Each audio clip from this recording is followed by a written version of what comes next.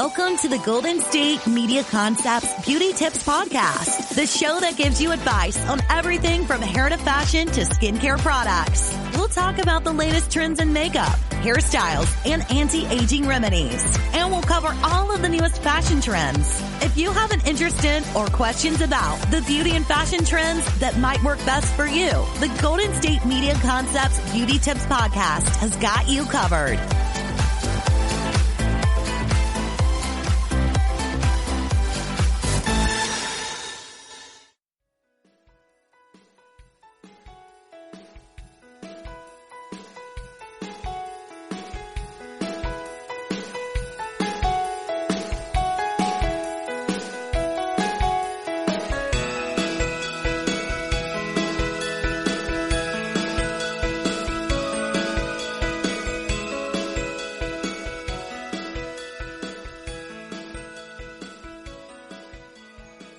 Hi everyone, welcome back to another episode of the GSMC Beauty Tips Podcast, brought to you by the GSMC Podcast Network. I'm your host, Betsy Scareswick, and I'm happy to have you here with me for my last episode of the week before we scoot on into the weekend.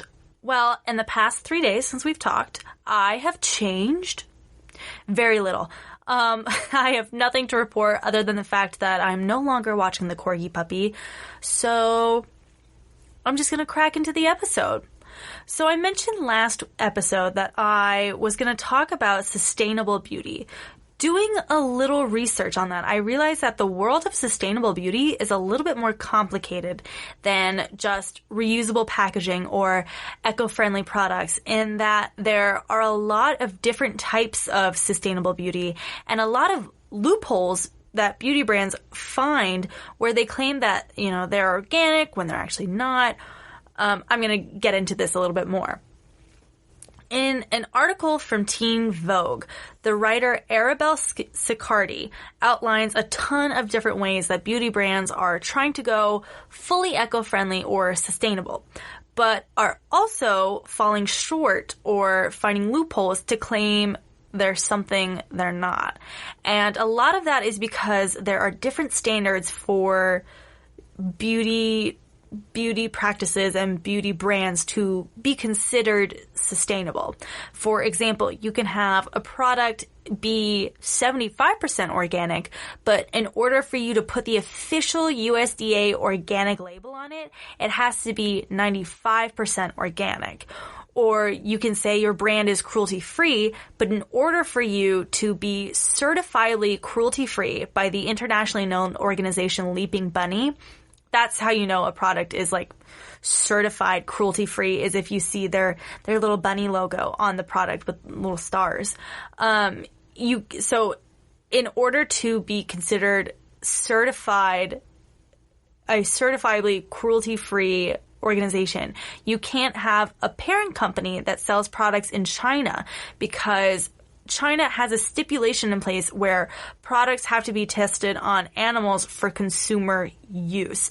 Now, there's a little bit, I know that's a controversial statement, because obviously no one wants to test products on animals, but China is kind of, a few years ago, they decided to not lift some of these provisions, but they are starting to change the way that their beauty industry works, which is a huge step forward because they hadn't changed anything about their industry practices in 20 years. So if you want to know more about that those industry practices, I read this information from the Humane Society International website. They have a very quick and easy link to read. It's called China and Cosmetics Animal Testing FAQ. It's a very educational read. So if you want to know more about that specific protocol, go read that article. So in a similar way, there's a new skincare trend that comes from South Korea in a similar way, in that people are finding loopholes for their branding, for marketing. So there's a new skincare trend that comes from South Korea that's called waterless beauty. Now, waterless beauty is a concept where the product doesn't have water in its formula and that it uses natural ingredients and oils to make it more potent for your skin. Now, while reducing water waste is important, it's highly unlikely that any of these waterless products don't have a water footprint. In the article, Charlotte Parker, who is the CEO of Dio Skincare and co-founder of Nice Paper, has spent the past few years learning the ins and outs of clean beauty loopholes while developing her own brand alongside a dermatologist. She says, quote, "If your product is waterless and all natural, how do you think that crop was made? With GMO-free good wishes? It takes water to grow a plant. If I use a synthetic ingredient with 10 milliliters of water, I can tell you that a barberry fig seed oil took a hell of a lot more water to grow, clean, and process." Additionally, if a brand says they're vegan, that doesn't mean they're without if a brand says that they're vegan, it depends on what ingredients are in, and also that doesn't mean they're cruelty-free. So it doesn't mean that they're without unethical business practices. It doesn't say anything about where they source their labor from. So they might be vegan, but a lot of products have mica in them. And India is a country that produces 60% of the world's mica from their mines. And in these mines, there's an estimated 22,000 children working illegally for what's estimated as 70 cents a day. There's an episode of Refinery 29 of the series called Shady that unearths some of these really horrible practices that are used in the sourcing of beauty industry materials. The good news is a lot of the big beauty brands have joined the Responsible Mica Initiative, which is a coalition whose mission is to enable a, quote, responsible and sustainable mica supply chain in India free of child labor. These brands include Burt's Bees, CoverGirl, Rimmel, Urban Decay, NYX, Bobbi Brown, and several others. So even if brand products say they're vegan or cruelty-free or whatever, definitely do some research into what exactly that means for that product. A lot of the time, even if they are trying to be sustainable, there's always going to be an ecological footprint one way or the other. So like with waterless beauty products, if the product is super potent, people might water down the product themselves outside of production, or like the specialist said, like the plant that they got this all natural product from also requires water for its growth and for its production. Something else I learned from this Teen Vogue article is how complicated the recycling process actually is. So here's a quote from the article. Depressingly, the color of plastic or glass containers can matter too, even if it's a technically recyclable material. There are some packages that are more recyclable. It depends on size, shape, material, and color. The machines that sort the plastic are reading the plastic and dividing it, but there are colors and materials that catch it off guard. Black plastic is hard to recycle because the sorters don't recognize the color. For example, don't just toss lush containers into your recycling bin. Instead, bring them to the store if possible. The brand reuses them as part of its programming. It also talks about how squeezable or flexible bottles are difficult to recycle. So like shampoo bottles, conditioner bottles, stuff like that. As well as how the labels themselves can make products hard to recycle. And as we all know, single-use products like makeup wipes or sheet masks are super not great for the environment because of their unnecessary waste. And all of this can be really overwhelming. It's like you want to make a positive change, but you don't know how. It seems like it's a losing game. So what do you do now? I know I just gave y'all a ton of Debbie Downer information. Like just now, I felt like I was doing the Rachel Dratch face after everything I said. But it's great to start somewhere. If you're trying to think sustainably, you're already making progress. So I have a list of products and beauty tools you can look into in order to start switching from products that might not be as great for the environment or ethical. Something that my friend Elizabeth told me about is a reusable cotton pad. And I feel like that's kind of like a duh, like it could just be a washcloth. But these are super soft and super easy to use.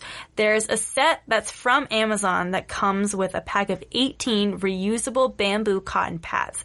And it also comes with a little laundry bag, so you can put them in that and throw them in the wash super easy. And this is a great alternative to just normal cotton pads or makeup wipes because you're not creating so much waste with a single-use product. And there are also actually similar alternatives to Q-tips that are 100% biodegradable that I believe are also used with bamboo. Another product you could go for, so a few years ago, the government banned microbeads in the Microbead Free Waters Act of 2015. And this is because Congress wanted to pass this law to address concerns about microbeads in water supplies. So after you've scrubbed your face or brushed your teeth, because microbeads can be in toothpaste as well as face wash, the tiny plastic beads in them go down the drain. And the concern is that microbeads may not be filtered through treatment filtration systems and end up in our lakes and oceans where they may be mistaken for food by small fish and other wildlife. So while there are still products with microbeads, they're slowly being phased out. And an environmentally friendly alternative to microbeads are various kinds of fruit particles like seeds, or using things like oats or coffee or sea salt, which are natural exfoliants. One of my personal favorites is the Alba Natural Acne Dote Scrub, and it has salicylic acid and ground walnut shells to tackle dirt and oil. I know Hiram has warned against, maybe not so much warned, he's cautioned against products that have, ground up like shells and seeds and things that you scrub on your face because it could potentially do more damage to your skin than other exfoliants. But you have to, it's all about just being conscientious of how your skin reacts to products of this nature. And the Alba Natural Acne Dote Scrub is formulated for both your face and your body, which I am skeptical about a little bit with products of this nature, because it gives me the same vibe as like a 2-in-1 shampoo. And I know that so many people probably just cringed with me saying 2-in-1 shampoo because, well, maybe not. Maybe you like 2-in-1 shampoo and that's fine. But I just know that there's a joke in, this is going to make me sound like such a nerd. There's a joke in Legally Blonde the Musical where Emmett gives Elle 2-in-1 shampoo and she freaks out. And that's something that I always think about, because why? You're just doing 2-in-1 shampoo to just take away a step, but you're not doing anything for your hair that's better. But that might just be me being stuck up about it. Anyway, the Alba Natural Acne Dote Scrub. So this actually really did make my skin feel clean and clear and fresh, clear of acne on both my face and acne on my back. So I know Hiram said caution to how this could potentially damage your skin, but I say that I had a really positive experience with this scrub. Another environmentally friendly product is from the brand Plain, spelled Plaine. Shampoo and conditioner bottles make a ton of waste.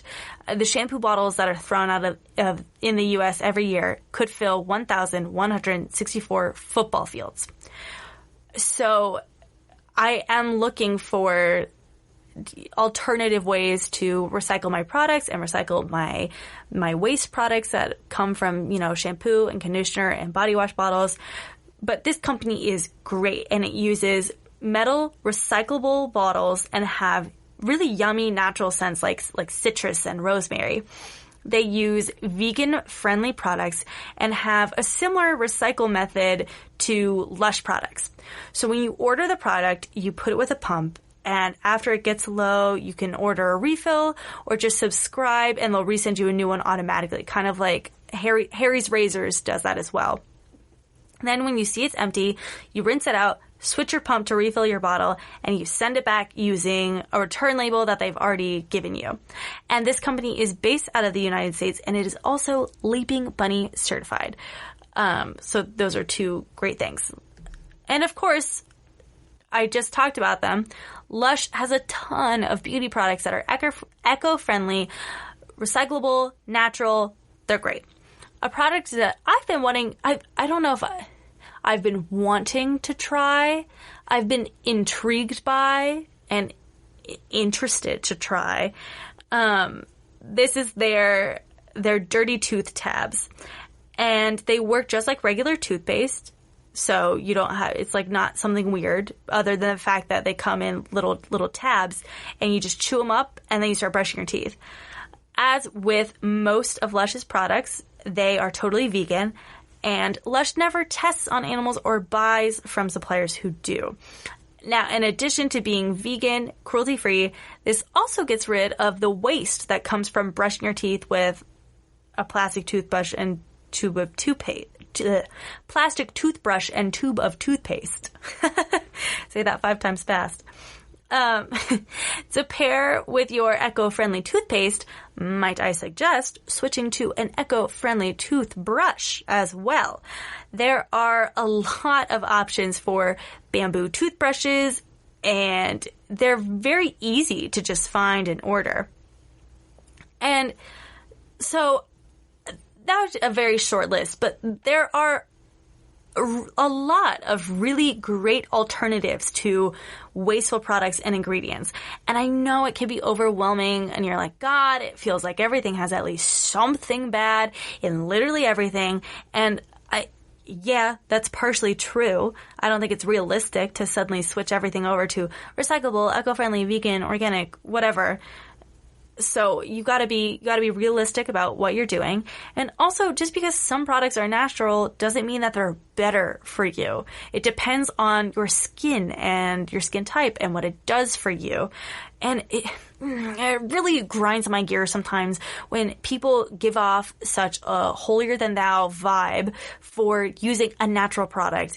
It's like some people like natural deodorants. I think they're terrible. They either smell weird or don't prevent me from sweating or don't prevent me from smelling bad. And just because it's natural, it doesn't mean that that deodorant is better than my own deodorant. And so it's just, all this to say, it's just about finding what's right for you and your lifestyle.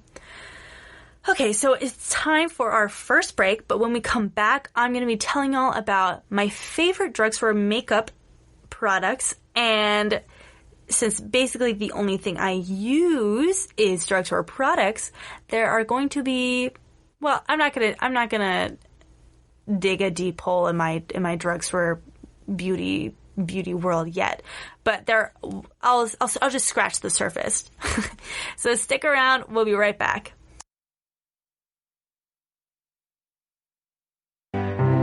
The GSMC Life and Happiness podcast takes you on a journey of exploration. We'll discuss tried and true methods alongside the latest trends of how to best live your life to its fullest and happiest. From psychology to meditation, science to self-help books, the GSMC Life and Happiness podcast will help you to discover what makes you happy and how you can live life being the best you possible. Download the GSMC Life and Happiness podcast on iTunes, Stitcher, SoundCloud, Google Play, or anywhere you find podcasts. Just type GSMC in the search bar.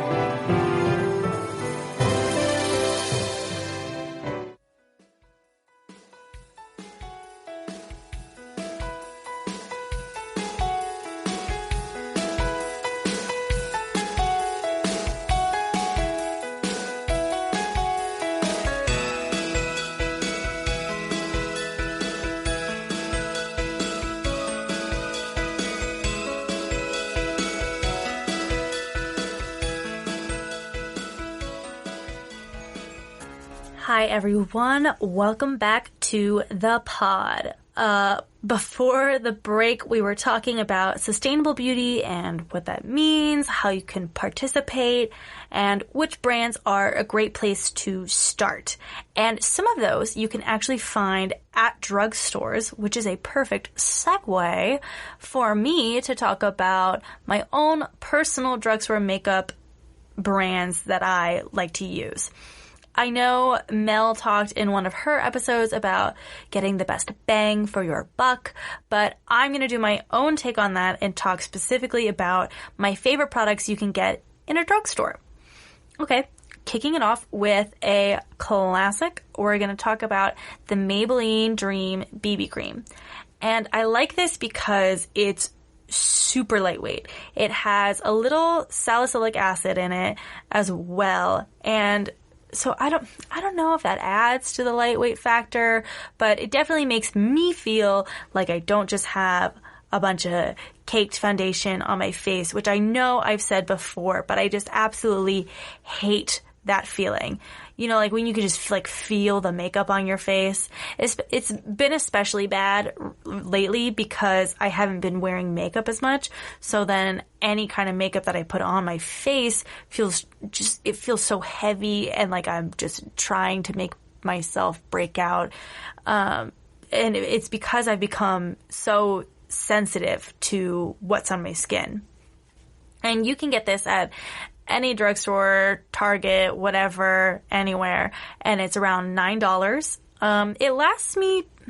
You have to be careful with products like this because if you over apply, then it's not going to last you long. But if you use it, sparingly isn't the correct word, but if you just make sure not to waste your product, that is it'll last you for a solid amount of time. Definitely, the $9 is applicable. Next, we're going to talk about what I would put on my brows. Now, I used to not do anything to my brows besides just a clear gel. And I have lighter eyebrows, so that wasn't super effective as I got older and kind of started to learn more about how to accentuate my features. So then I started using an eyeshadow that was about the right shade for my brows. I literally just used an eyebrow brush and eyeshadow, or an eyeshadow brush and eyeshadow to do it. So my eyebrows ended up looking like powdery clumps that were dusty. Basically, it was just because I was insecure that my eyebrows weren't super defined because they were lighter, and so I wanted more definition on my face. I also used the Maybelline crayon product for a time. I think it was Maybelline. And that I found in my mom's makeup drawer one time. And it was worse than eyeshadow, you guys. My brows look so bad. And it's because I didn't have a spoolie to blend it out. And it was so waxy. It just looked so bad, everybody. It looked so bad, you guys. So I grew out from that to start using the Maybelline Brow Drama, and that's a great product. I actually have a tube of that as well, and I'll use it sometimes if it's just the thing is, it's just a little on the darker side for what I want. I typically go for a more dirty blonde color for my brows, but the Maybelline Brow Drama tube that I have is a brown. It's for brunettes, baby. However, I will say I've been interested in doing something a little darker with my brows since I watched Meg Ryan in When Harry Met Sally. Her brows, they just looked so good, and I was such a fan. So I've been looking into that, and I also got my brows done by my roommate Bradley, who has incredible eyebrows, and he helped me do my makeup for a short film that I was in where I played a character from the 80s, so it makes sense with Meg Ryan, When Harry Met Sally. And he made them a little darker too, and I was like, oh, I want to do this more often because I liked the darker brow and I liked the more defined brow that I got. So because of him, now what I use is the L'Oreal Unbelieva Brow with it's a half spoolie and a half angled brush, and it's a little liquidy cream that you put on a spoolie, and then you can brush your brows up. Something that I've been struggling with is having my spoolie get dirt. It collects fibers and I guess dust is what it is. But I use it and it collects. It gets dirty very easily. So I am trying to figure out how to best clean it without hurting the spoolie with keeping it best intact. So if anyone has any tips for that, let me know. The L'Oreal Unbelievable Brow is a little pricey at $14, where you can get it from at most stores. But at Ulta, it is $16. So Ulta is trying to scam us all. Moving on, I'm going to talk about the e.l.f. Camo Concealer, which you can get for $6, or the Maybelline Instant Age Rewind you can get around $8. I used to not do anything for under eye circles just because I didn't think that mine were that bad. But then once I did it just to see what the difference would be, I realized I should start doing this more often and incorporate it more, just because while your face might look natural and normal, putting the under eye concealer makes you look like you've actually slept more than 3 hours in a night. So that's why I've started to incorporate it when I do my everyday makeup. My e.l.f. Camo Concealer is a little too light for me to use elsewhere, but also it's just too light even for under my eyes right now. So what I like to do is dot that under my eyes, and then I go in with my Maybelline Instant Age Rewind. And because my Maybelline product is a little darker, I'll blend that with a sponge that comes on the end of the tube. I'm not sure if that's breaking any makeup rules or whatever, but it's what gives me the best coverage and the best blending, and I like to combine those colors. The e.l.f. Camo Concealer is pretty heavy, so just using a bit to brighten my under eyes, I'm just talking, just dot it and you'll get all the coverage you need. Tati's also used this concealer and has said the same thing, that it's thick enough that it could even be foundation, but if you use it too much on the other parts of your face, it can cause breakouts. Like I said, I don't like heavy makeup on my skin. So I use it strictly for under eye circle purposes. But it's effective. It really does help me brighten my eyes. The next thing that I want to talk about is the Revlon Illuminance Cream eyeshadow palette. And I have it in 2 colors, and the 2 colors are Precious Metals and the Wild Orchids. And you can get each of these for around $5. And there's 4 colors in them. So Mel, talk about a bang for your buck. You get 4 eyeshadow colors for $5, which I think is a steal. I love this palette, and I love it in both of the colors that I have. It comes with, the Precious Metals palette comes with a grayish blue, a very light gold, kind of more of a champagne color, a very sparkly, they're all sparkly, but the next gold is very specifically sparkled, and then the last color in that palette is a red mahogany-ish color. And the Wild Orchids palette comes with, it's a purpley set, so it has 3 different hues of purple. They're kind of lilac-y, lavender, and then it comes with 1 deep purple, which is a plum color. And I really love this palette because it's very easy to blend outwards. You start inner corner of your eye with the lightest color. You get a solid middle color for your eyelid, and then you can blend in the crease for more definition with the deepest color. I used the Precious Metals palette, or I feel weird calling it a palette because I feel like a palette evokes an image where it's a bunch of colors, but it is an eyeshadow palette. It has 4 colors, so I'm going to call it a palette. Anyway, I I used the Precious Metals palette. The first time I ever got it was for my junior prom.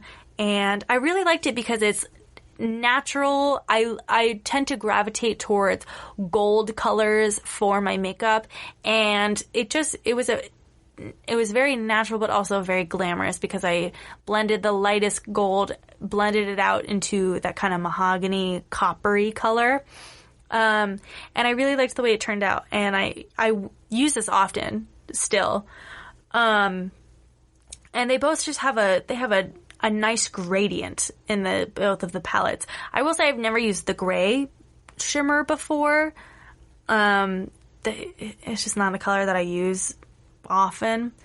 But in conclusion, both of these palettes are really great, a very solid purchase. They last me a while also. To tell you the truth, everybody, I am not great about old makeup. I use old makeup often, which I know is not great for me, but I like to use up products before I throw them away. Unless I don't like them, then I can, try and donate them if I can. But yeah, so the two Revlon Illuminous cream eyeshadow palettes, I would say are solid purchases. And even if I use them a lot, but a lot is different than often. Again, I've said this a gajillion times and I'm going to keep saying it, especially now when I'm not wearing makeup. I don't really use this palette. But I would highly recommend it because it goes on really easily. I normally just use my ring finger and I just dab it on. And they blend really nicely as well. So highly recommend that palette in any color. Moving on, I talked about this in my last episode, but I'm just going to bring it up again. I am a big mascara girl. That's probably the product that I use most often. And I would say that's probably also because I have lighter blonde eyelashes. So if I don't, there's a huge difference between when I wear mascara versus when I don't wear mascara. So wearing mascara, I think, gives me just a step up in how I look. I'm blessed to have decent eyelashes. That's something that I do feel good about. They're long, and even though they're blonde, when I wear mascara, it definitely makes a difference. And I'm a fan of mascaras that both lengthen and volumize. I talked about how I didn't really like the CoverGirl Lash Blast length because all it did was basically just color my lashes. It didn't really do anything to enhance them further. I love pretty much any of the other mascaras in the Lash Blast line, except for Lash Blast length. I am also a fan of Maybelline's Rocket Mascara, and that's the little blue and pink tube, and it works very similarly to the Lash Blast. It gives a lot of nice volume, some more length to my lashes, and the wear of it is really solid as well. I've also mentioned this, that I don't want to splurge on high-end mascara because I wear it so often that I don't want my mascara to run out so easily. And also, I don't super feel pressed about long-lasting mascara because I feel like I can just apply another coat if I wanted to freshen up my look. So if you're one to splurge on your mascaras, then by all means go for it. But I stick to drugstore mascara. I solely buy drugstore mascara, except when I get like free samples of the Benefits, their real mascara. Or I think the next time I get paid, I'm gonna splurge and get that Thrive Cosmetic mascara because the first time I used it, my mom had bought it for me. And I just very much like the feel of it and the wear of it. And it goes on super easy, and it's basically they're lash extensions that occur from your mascara that I think it has something to do with like silk fibers. I don't remember exactly, but they just extend your lashes so much. So if the next time I want to splurge, I think that's the mascara I'm going to get. But back to my drugstore makeup. Both of those mascaras you can find them for around $8 or less. So I have 2 eyeliners up next. The first one is the NYX Epic Ink Liner, and you can get that for around $9 at most drugstores. I used to be a huge fan of winged eyeliner. I wasn't good at it, but I was a fan of it. And I just remember, I remember just making my wing of my eyeliner go out basically to meet my eyebrows, because I thought it had to be like a visible wing. It couldn't just be a cute little flick like how people are doing now. I thought it had to be, it was like Amy Winehouse, thick eyeliner, could almost cover my whole eyelid. But this NYX Epic Ink Liner is really good about being precise. It has a very fine tip, and it's like a pen, almost like a washable marker. So it's very easy to apply, which is probably why I enjoyed using it so much and gave myself such huge, giant winged eyeliner. So it's just not much to it. It's just a very basic liquid eyeliner. Well, I guess it wouldn't be liquid eyeliner. Well, it's a liquid eyeliner, and then it's not a crayon eyeliner, but very easy to apply. It stays on, very long lasting. But with that in mind, it also is hard to wash off. So you just have to pay attention to how you cleanse your face after you wear it. The other eyeliner that I want to talk about is the Physicians Formula Shimmer Strips Custom Eye Enhancing Eyeliner Trio. That's a mouthful. So the one that I have is technically for blue eyes, which I think is a gimmick. But you know how, like, with blue eyes, they're like, people say that you're supposed to wear copper and gold and blue, and like with green eyes, you're supposed to wear green and purples and browns and things of that nature. So this pack is technically for blue eyes.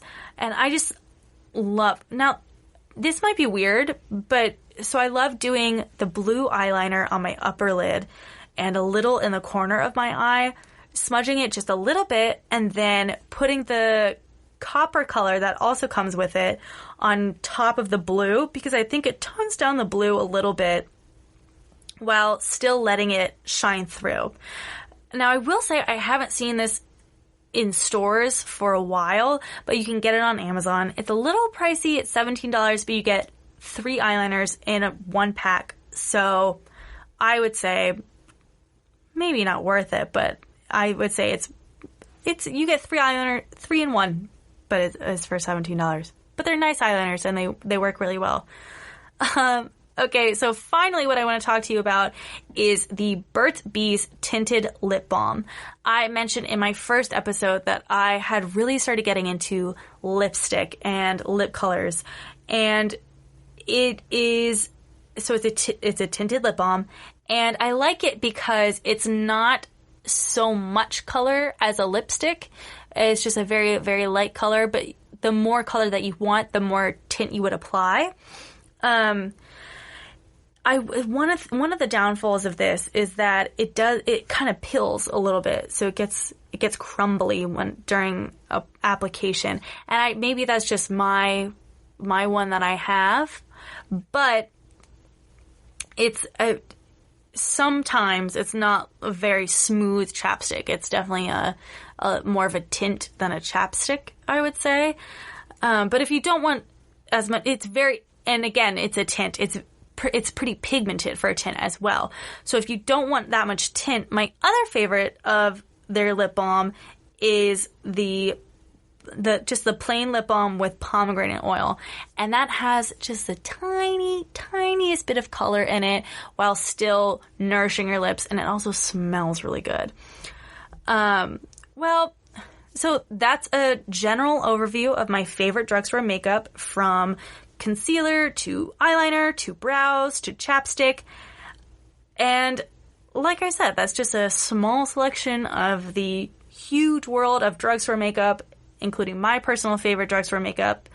Up next, I'm going to talk to you guys I'm going to walk you through my everyday makeup routine, or what would be my everyday makeup routine if I was actually seeing people and wanting to look like a real human. So stick around, guys. We'll be right back. Tired of searching the vast jungle of podcasts? Now listen close and hear this out. There's a podcast network that covers just about everything that you've been searching. Hey! The Golden State Media Concepts Podcast Network is here. Nothing less than a podcast bliss with endless hours of podcast coverage. From news, sports, music, fashion, cooking, entertainment, fantasy, football, and so much more. So stop lurking around and go straight out to the Golden State Media Concepts Podcast Network. Guaranteed to fill that podcast itch.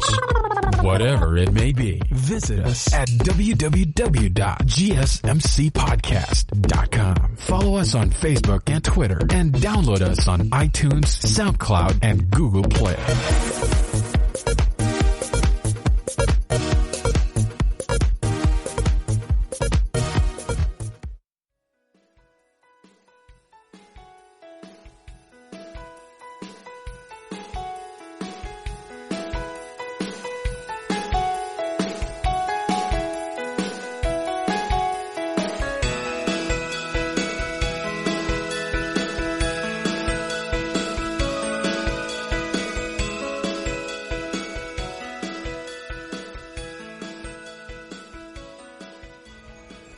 Welcome back. I am very excited to get into my everyday makeup routine with y'all. You're going to hear probably a lot of overlap with products I just talked about or products I've talked about in previous episodes. So just bear with me on that. Now, I've already washed my face and moisturized, so I'm going to crack into the makeup. I will post a picture of the look on our Instagram so y'all can see how it turned out. So to get started, I'm going to do... so I just talked about the BB cream from Maybelline, and that's what I'm going to use. And just do we'll make this a little like ASMR. Okay, well you can't hear it. But I'm going to just do dabs of this all over my face, and then I will blend it in. And again, guys, I don't own a beauty blender, so don't come for me. That's not what I want in this. I'm just going through my my everyday makeup tutorial. Okay, so now that that is blended in, I'm gonna do my foundation. My skin is a little bit whack right now, so I'm just gonna do dabs of this, a dab on my cheek, and then on my other cheek, and then on my forehead, and on my nose, and on my chin. And I'm gonna take my Echo Tools foundation brush, and I'm just gonna blend this all in. And make sure I blend it all down into my neck. Whoop! Hit the microphone. Sorry, guys. Okay. Now that that's all done, moving on to concealer I have this one pimple that is really not my friend, and it's right in the corner of my nose. So I'm just going to dab a little bit of the Maybelline Fit Me Concealer right on there. And I'm just going to pat it in with my finger. Sorry if that upsets people. I'm also going to put a little bit of this Fit Me Concealer on the lids of my eyes, just because that's what I use for primer, so I don't have to purchase primer separately. Now I'm just talked about this, and so here I am using it in real life, the e.l.f. Camo Concealer. So I'm literally just going to do, the brush is so packed with product itself that I'm just going to do 3 dots in the shape of a triangle underneath my eyes. And I'm actually going to use, I do have a concealer brush that I literally use for this purpose, because I don't want to drag on it with my fingers, because I forgot. I also am going to do the Maybelline Instant Age Rewind to blend the colors of this product. Remember, I talked about how my Maybelline one is a little bit darker. But the sponge on the end of the Maybelline brush is not good for fully blending the product. So that's why I'm going to use this little makeup brush. It's just, guys, the issue is I wish I could be in a video and showing you guys all this, but none of my stuff is interesting. Like, it's just a cheap drugstore makeup brush that I have. In fact, it's an e.l.f. makeup brush that is just one of their eyeshadow brushes. So that's what I use to pack on my under eye concealer. And next we're going to move to, let's see, where is it? Hello.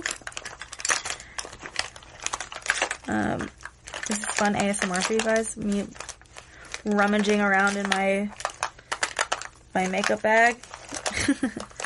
Okay, so next we're gonna, wait. Oh, I just had it. Okay. Next we are going to use, I don't even know what brand this is. The Balm Cosmetics, and that's Balm, B-A-L-M. B-A-L, yeah. And I'm using it in the color, it's a little sample eyeshadow. The Mary Lou, oh, I get it. Mary Luminizer. And so it's called, AKA the Luminizer. I get it. And it's this, sorry everybody, I really struggle there. It's this little champagne color. And like I said, I tend to gravitate towards the golds and the warmer colors. I love champagne for just like an everyday eyelid color. And I'm going to go ahead and put that all over my eyelid. I'm just using, again, just an e.l.f. brush, a different one than what I used for my concealer, my under eye concealer. And now I'm going to go into my favorite palette. I was just talking about it. And it's my Revlon Illuminance one. And I think I'm going to do the Wild Orchid. Oh my god, did I call it Wild Orchard earlier? Wild Orchid is the palette color, if I misspoke earlier. And I'm going to take the color that deep plum color, and I'm just going to apply it on the corner of my eye. Not even in the crease yet, just apply it in the outer corner of my eye. And I blend it into my crease and down towards my lash line a little bit.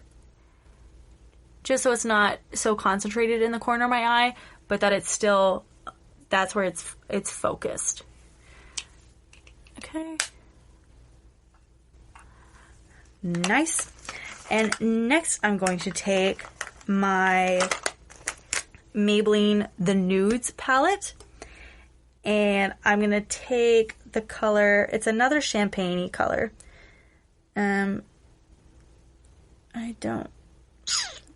It doesn't have the name of the colors on here. That's really tough.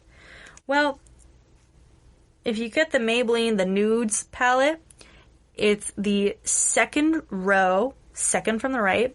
It's just another champagne color.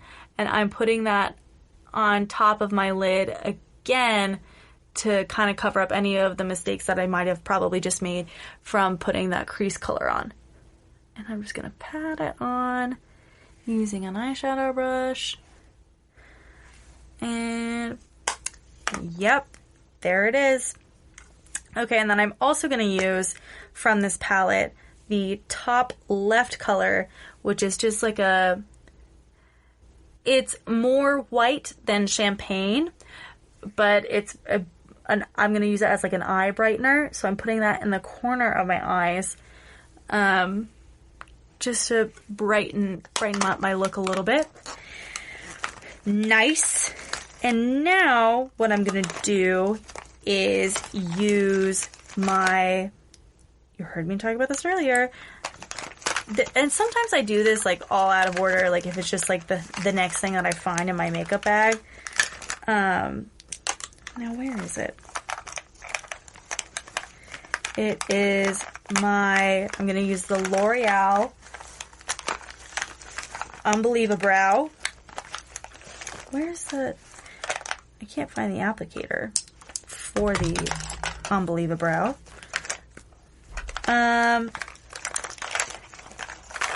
Aha! Nice. Okay, so I'm using the L'Oreal Wonder Brow. And no, not L'Oreal Wonder Brow. I'm using I'm using the L'Oreal Unbelievable. Wonder Brow is a different brand, and that's the brand that my mom uses. So I'm going to take this applicator and put it onto a spoolie. And like I said, guys, if you have any tips for how to really clean your spoolies, please let me know. So then I'm going to, since I brushed the product onto the spoolie, I'm going to brush my brow upwards for the part that's closest to my nose, and then kind of just swipe it a little bit more when it gets closer to, like, going over my eye, closer to my arch. So gonna do that again on the other side.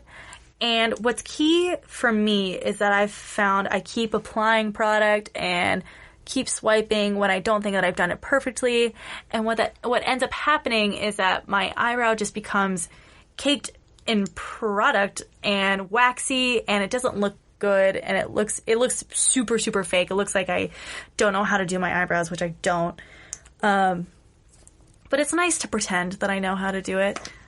And so I just do a little bit of that. I like swiping them up because I like getting I think gives it kind of a bushier look. It looks closer to what Meg Ryan has in When Harry Met Sally, in my opinion.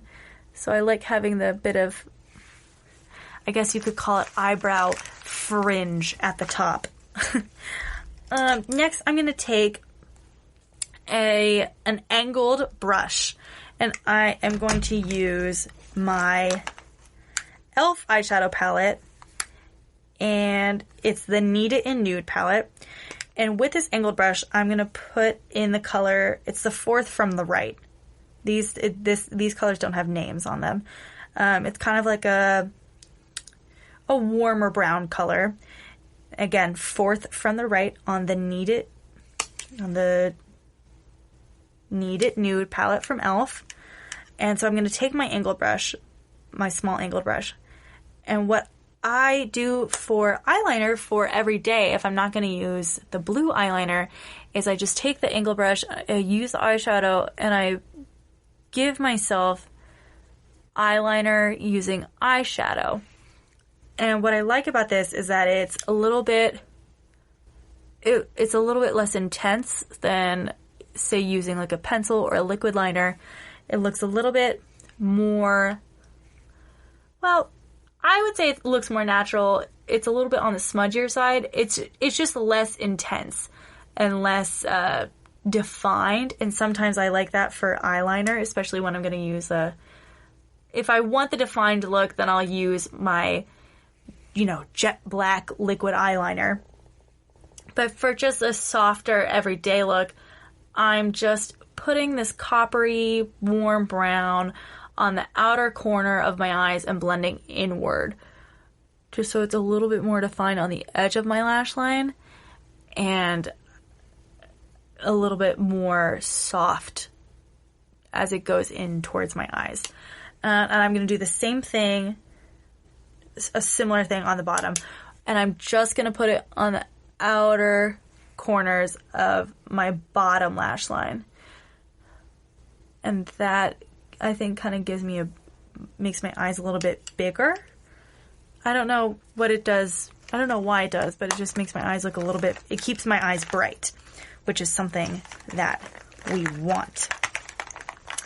Next, is time for my mascara, and I'm going to use my 2 old reliables, and those are my Maybelline Rocket Volume and my CoverGirl Lash Blast. So I'm going to start with the Maybelline Rocket Volume just because it's a little bit fresher.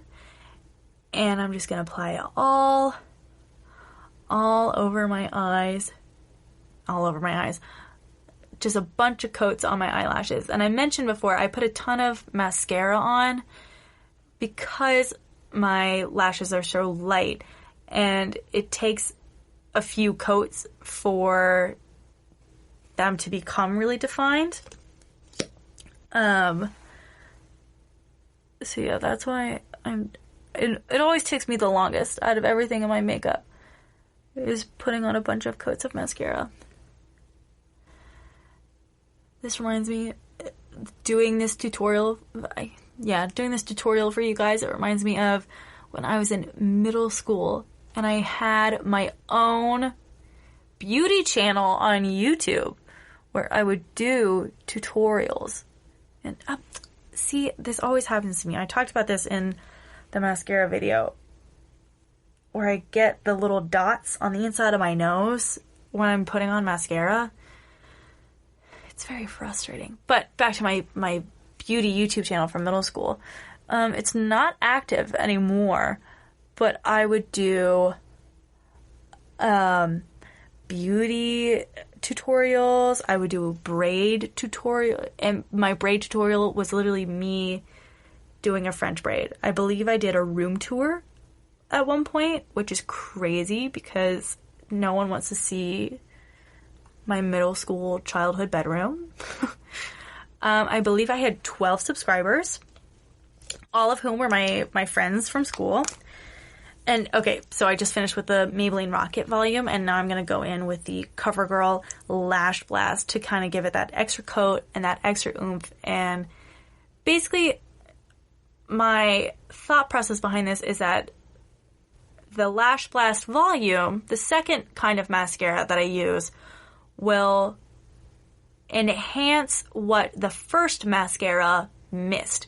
So I'm kind of using it as my first mascara as a primer, and then using my second mascara as a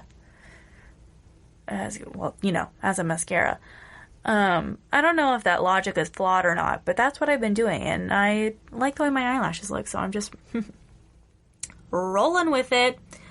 Anyway, back to my YouTube channel. So I had 12 subscribers, all of whom were my friends from school, and I would invite them, like we would have sleepovers, and I would do makeup on them, and it never looked good.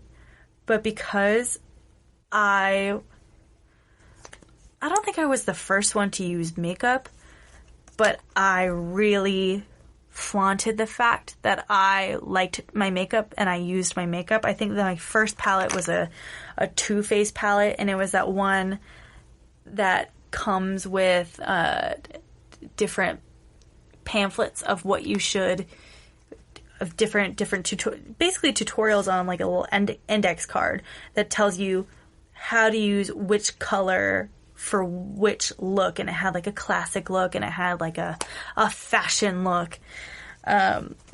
Yeah, so because I was like, I have makeup palettes, I would make all of my friends let me do their makeup, and it never looked good, but they always let me do it, and so that was really nice of them. I remember my best friend Carly and I did one makeup tutorial, and I did a blue smoky eye on her, and it was maybe one of the worst things I've ever seen in my entire life, and we still laugh about it. But I wish I still had that video up so I could. Part of me is glad that I don't, but part of me wishes I did so badly. Just so bad. So I could go back and cringe at myself. Okay, so finished mascara. And now I'm going to move on to my new favorite palette. And that is my blush bar from Benefit. And it comes with 5 colors.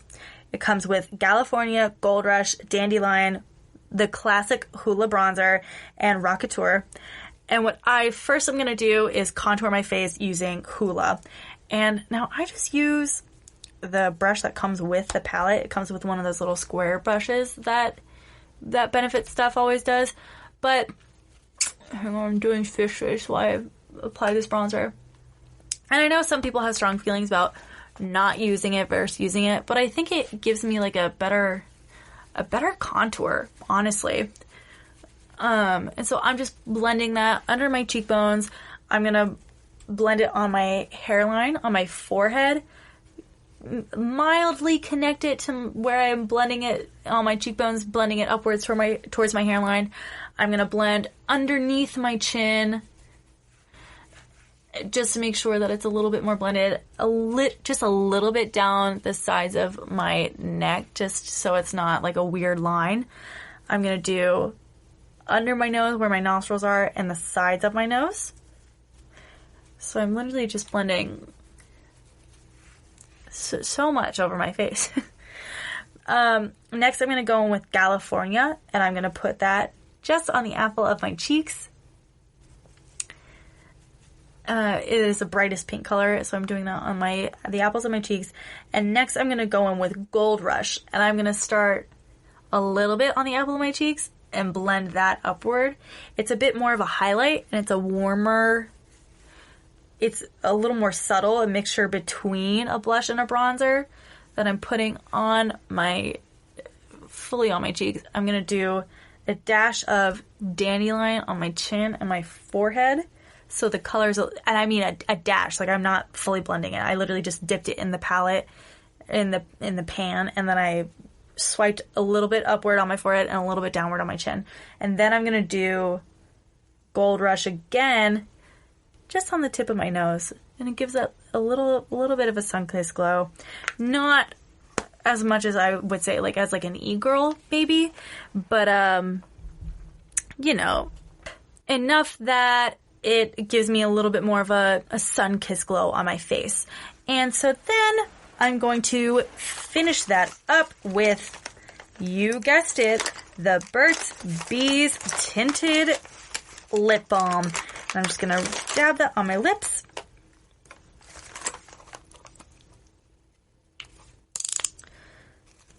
Oop, nope. Okay. And that's it. Okay, so I'm going to take a really cute selfie for you guys and show you what I just did, post it on our Instagram, and then right after the break, it's time for our next break. And so then we'll be back with some of my most favorite fashion moments from, I think, what are some of the best movies in Hollywood. So be sure to go like that selfie I'm going to post on Instagram. I rarely post pictures of just me, so I'll need the validation. Stick around for talks about movie looks, and we'll be right back. Do you want to be healthier, yet you just don't know what to do? All these shows telling you this and that, but nothing seems to work. Well, listen close. Golden State Media Concepts has got something great for you. The Health and Wellness Podcast, dedicated to workout trends, healthy eating habits, diet, and everything about healthy living. Join us in our banters as we help you not just live life to the fullest, but live it to the healthiest.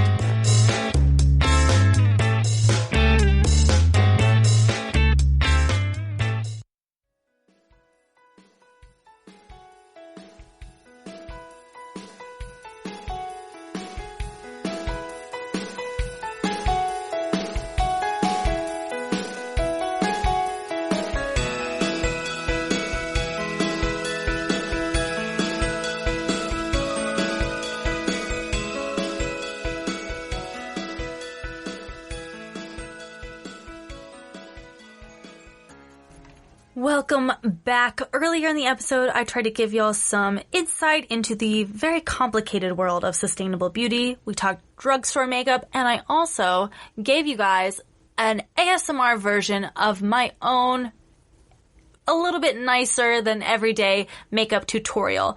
And now we're going to get into a segment that I'm very excited about, which is the most iconic movie fashion of all time. Basically, movies that have incredibly iconic looks that are a part of cinematic history and a part of culture as we know it today. I think next time I'll do a most iconic makeup of specifically makeup of cinema history. But I'm excited about fashion, so let's hop into it. So starting off with Heathers. Heathers is a 1989 cult classic film about a girl named Veronica and her 3 friends who are all named Heather. Veronica, who is played by Winona Ryder, is part of the most popular clique at her high school, but she disapproves of the other girls' cruel behavior. When Veronica and her new boyfriend JD, who is played by Christian Slater, confront the clique leader named Heather Chandler, and they accidentally poison her, they make it appear a suicide. And soon Veronica realizes that JD is intentionally killing the students that he does not like. And she tries to stop JD while also clashing,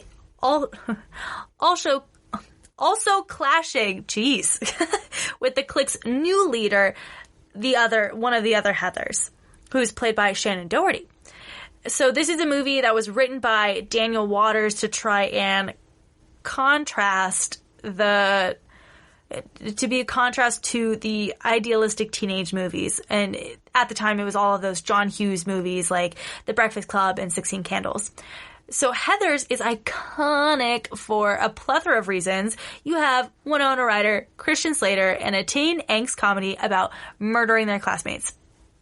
But it also talks about a host of social issues, from bulimia to suicide to sex and sexuality. Granted, all of those topics are not in the best light all of the time, but it is a satirical film, and it also brings up issues that are real and exist, unlike the John Hughes movies, which, don't get me wrong, I love them, but they're very, as I said, idealistic, and Heathers brings that edge, and I was going to say realism, but it's not a realistic plot, but it has more realistic elements. And of course, the most iconic part about the movie are the costumes of the 3 Heathers, in my opinion. Those are the 3 icons in the movie. So you got the structured blazer with the giant shoulder pads and the brooches, the giant 80s hair, the preppy plaid skirts, the knee-high socks. It's all incredible. And I love that 80s fashion is making a comeback now, and a lot of these looks are kind of being emulated in present day with the tweeds, the short tweed skirts, and the preppy plaid and the blazers, scrunchies, might I add. So I'm very pleased with 80s culture, 80s clothing kind of making a comeback. Next up, I'm going to talk about the famous 1995 coming-of-age film that I think is actually kind of similar to Heathers, and that's Clueless. So the movie stars Alicia Silverstone as Cher Horwitz, who is at the top of her Beverly Hills High School's pecking scale. Seeing herself as a matchmaker, Cher first coaxes 2 teachers into dating each other. And then after seeing that work out, she decides to give the hopelessly klutzy new student, Ty, who's played by Brittany Murphy, a makeover. When Ty becomes more popular than she is, Cher realizes that her disapproving ex-stepbrother, who's played by Paul Rudd, was right about how misguided she was, and she falls in love with her ex-stepbrother. So I think it's similar to Heathers, probably because it's coming off of the late 80s trend, so you still have the preppy schoolgirl in there, but then you have all of the fashion becomes a whole new trend in and of itself. In As If, the Oral History of Clueless, the costume designer Mona May said that there were 63 outfit changes for Cher, but she only had $200,000 to spend on the wardrobe for the film. She says, quote, "I had to go to the thrift store. I had to go to high-end stores. I had to make some stuff and create things because they were not even in the stores, because they were just being thought out and dreamed up by the designers on the runway shows. It was such an effort, a creative effort, to really invent the fashion, to create something that a year later was going to stand on the screen and be new and fresh and set the trend." And I mean, she's right. To this day, people are still dressing up as Cher and Dion for Halloween costumes. So it's clearly stood the test of time. Next, I want to talk about the classic Breakfast at Tiffany's. It is a 1961 movie based on Truman Capote's novel, and this is the story of a young woman in New York City who meets a young man when he moves into her apartment building. He is with an older woman who is very wealthy, but he wants to be a writer. And she, and by she I mean Audrey Hepburn, aka Holly Golightly, is working as an expensive escort and searching for a rich older man to marry. It won so many awards and is one of AFI's top 100 movies. So AFI is the American Film Institute, and they have a list of 100 of the greatest movies of all time. And I am actually going through that list right now. Obviously, everyone recognizes Audrey Hepburn's Holly Golightly look as the epitome of class and elegance. That one little black dress that she's wearing with the pearls and her updo and her elbow-length black gloves. So this iconic black gown was a Givenchy piece designed specifically for Audrey Hepburn for this film. And it also kind of mainstreamed the look of a little black dress.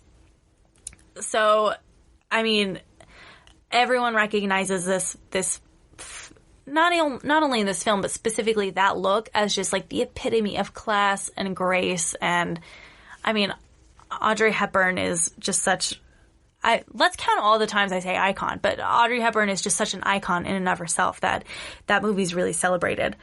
Moving on, I guess this is more of just a special shout out. I just wanted to bring this up because she was trending on Twitter the other day. This comes from the cinematic masterpiece Scooby-Doo 2 Monsters Unleashed. And I have two words, and it's Hot Velma. Linda Cardellini in the red, full-body latex suit. Incredible, iconic, amazing. I literally have nothing else to say about the other looks from the movie. Like, they were nice and cute, and I liked Sarah Michelle Gellar's purple dress, and Freddie Prinze Jr. is hot, but I just wanted to remind everybody, if you weren't on Twitter, that Linda Cardellini wore that red suit, and she looked incredible, and I want one, and that's all I have to say. I guess it's more of an honorable mention. It's an iconic look, so, I'm keeping it in there. Next, we're going to talk about the most, probably one of my favorite movies of all time, and that is The Devil Wears Prada. And it's based off of a novel about a young woman who gets the job of a lifetime to work as an assistant for the editor-in-chief of a major runway magazine. And it's considered loosely based on the author's own experience as Anna Wintour's assistant at Vogue. It stars Anne Hathaway, Meryl Streep, Emily Blunt, Stanley Tucci. What more could you want? Now, with a movie about fashion, obviously there are going to be some incredible fashion choices. Bear in mind that it is the early thousands, so that style has not completely cycled back around, but it served some amazing, amazing looks. My personal favorite, and maybe it's a little basic of me, but Andy's makeover look. And perhaps it's because of the before and after effect, but when she walks out in that Fendi number with the thigh-high Chanel boots, over. Done. That's it. Well, I will say in reviewing this number and looking at it with a critical eye without the context of where she came from, being an unfashionable, very serious journalist who's rising to where she is now, where she's like rising in the ranks of this high fashion world, very couture world. It might just be the before and after effect that makes me like it so much. I mean, she does look great though in that tweed miniskirt and the long fitted blazer. She looks great for early mid-thousands fashion. Maybe I think what I like most is her newfound confidence in her new look. A fun fact, they spent $1 million on the costuming for the show.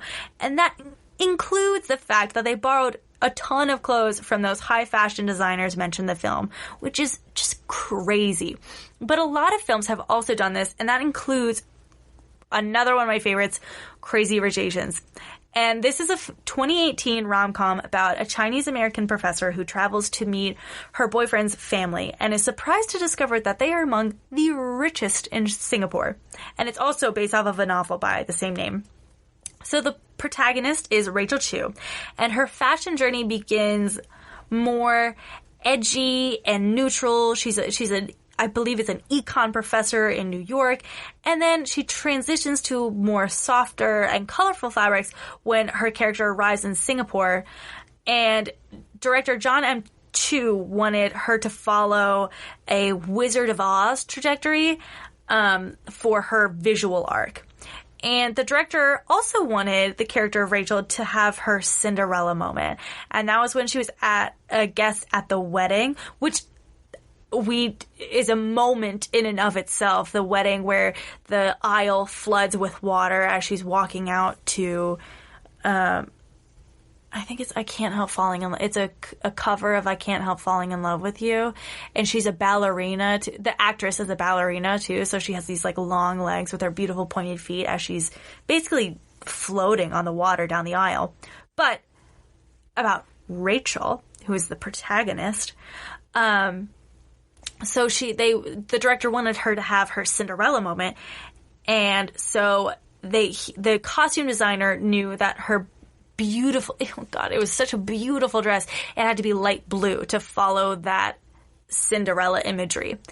Many designers that were both local to Singapore and those on a national stage lent costumes for the film so that the production company wouldn't spend their entire budget buying every single piece of clothing that was featured in the film, especially because a lot of it was designer high-end couture, which is similar to Devil Wears Prada, except Devil Wears Prada had $1 million costuming budget that they still bought high-end clothes from.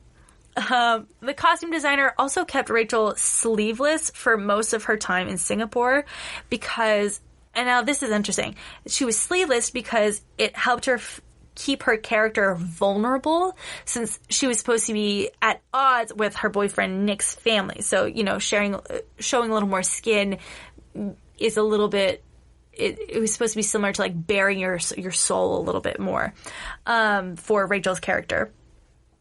And the costume designers really wanted the character of Astrid. She's one of my favorite. I think she's my favorite character in the movie, to stand out visually in every scene she was in because she was only a supporting character and she wasn't in it that often, but she needed to be realized by audiences for her fashion prowess. And every scene she was in, she absolutely commanded the room. She was just a very silent, very elegant, just beautiful woman who had so much power. And I think most of her looks were my favorite. I keep saying everything's my favorite. Most of her looks were some of the most memorable to me from the movie. Now, moving on to one of my personal favorites, and obviously, it's a movie. If it's a movie about fashion, I have to bring up Sex and the City. Now, Sex and the City is a 2008 film based off of the hit series from the early 2000s that follows newspaper columnist and her three best friends. So, newspaper columnist Carrie and her three best friends as they navigate dating and love in New York City as four grown women. With all of the outfits and ensembles and looks that came from the series and the films themselves, Sarah Jessica Parker can make literally a barrel look like high couture. I want to talk about one of my favorite fashion moments of all time, and that is the wedding dress montage to Sierra's Click Flash. And this is when, spoiler alert, Carrie is invited to be a part of a wedding shoot for a magazine as she prepares to get married herself to Big. She tries on 7 designer wedding dresses from Vera Wang, Carolina Herrera, Christian Lacroix, Lanvin, Dior, Oscar de la Renta, and Vivienne Westwood. She ends up going with a Vivienne Westwood, which was my second favorite. And I think my first favorite is the Vera Wang, just because I feel like that's probably what I like most in a wedding dress that I would probably wear myself. I genuinely don't think I could do any of these dresses justice by just verbally describing them to you. Plus, I need you to experience the wedding dress montage moment itself as a full body experience. So please go and look at that video on YouTube. There are so many different clips of the montage. Go watch for yourself. Also, please follow us on Facebook, Twitter, and Instagram. Hope everybody has a good weekend. See you guys. Movie Priscilla, Queen of the Desert. Priscilla is a 1994 Australian comedy that follows two drag queens who are played by Hugo Weaving and Guy Pearce, and a transgender woman played by Terence Stamp, as they journey across the Australian outback from Sydney to Alice Springs in a tour bus that they have named Priscilla. Along the way, they encounter various groups and individuals. And originally the film had a very low budget because it was expected to be a small indie film that would not make it far outside of Australia. So the costume budget was a measly $20,000. And if you have seen this movie or seen pictures or seen the musical, you know how crazy these costumes are. They include a lot of headpieces and incredible costume pieces. But so some of these tall and daring headpieces worn by many of the drag queens were fashioned from a frame of chicken wire, which makes sense when they're, balling on a budget.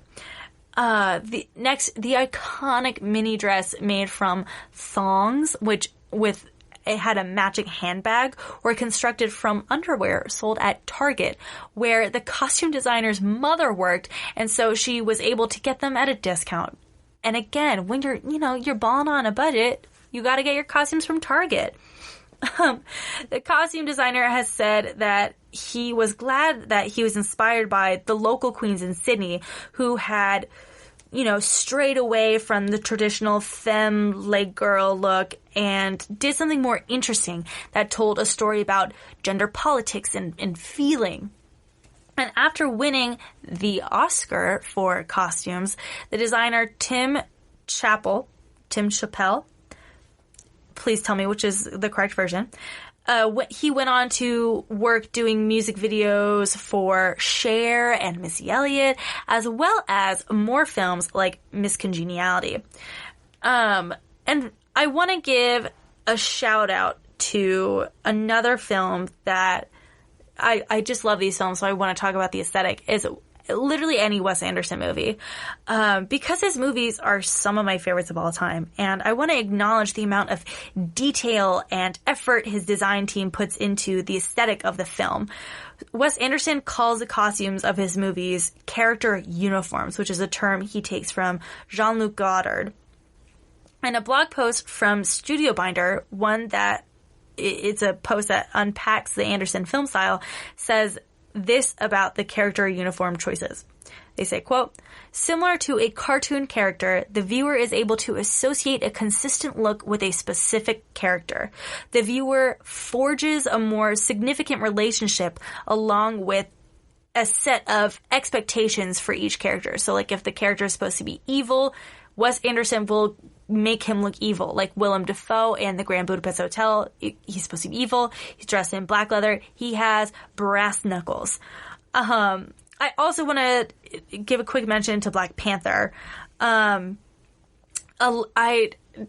running out of time to talk about all this stuff, but Black Panther won an Oscar in, I think it was 2018? I think it was the 2018 Oscars, for their costume design. And a lot of their costuming choices were take inspiration from real African tribes. For example, in Queen Ramonda's first look when the Black Panther returns home, the costume designer Ruth Carter used a 3D printing technique to achieve the look of her stunning white headpiece, which was done in the style of a hat traditionally worn by married Zulu women. And in the Warrior Fall scene, we see Lupita Nyong'o in a green traditional beaded costume that is characteristic of the Suri people of Africa. And the warrior fall scene specifically was meant to be a feast for the eyes, according to the director. So we can see the different tribes in Wakanda representing the various stylistic norms from different tribes in Africa. So, I mean, it was just a beautifully aesthetic film, especially with a wonderful, wonderful tributes to African tribes and their beautiful, beautiful clothing that comes with their tradition and their culture. Well, that is all I have for y'all this episode. Thank you so much for listening once again. Today we talked about sustainable beauty and ways you can change your lifestyle to hop on the eco-friendly beauty train. We talked about my own favorite drugstore makeup products, my personal makeup routine, and also some of the most iconic fashion to come out of Hollywood.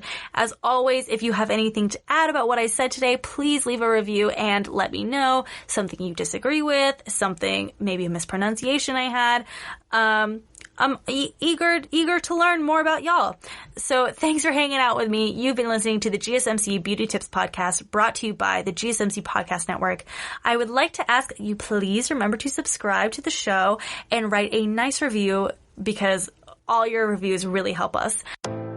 You've been listening to the Golden State Media Concepts Beauty Tips Podcast, part of the GSMC Podcast Network. You can find this show and others like it at www.gsmcpodcast.com. Download our podcast on iTunes, Stitcher, SoundCloud, Google Play, or anywhere you find podcasts. Just type in GSMC to find all of our shows from the GSMC Podcast Network, from health and wellness to entertainment and life and happiness to sex and relationships. You can also follow us on Twitter and Facebook. Thank you, and we hope you have enjoyed today's episode of the Golden State Media Concepts Beauty Tips Podcast.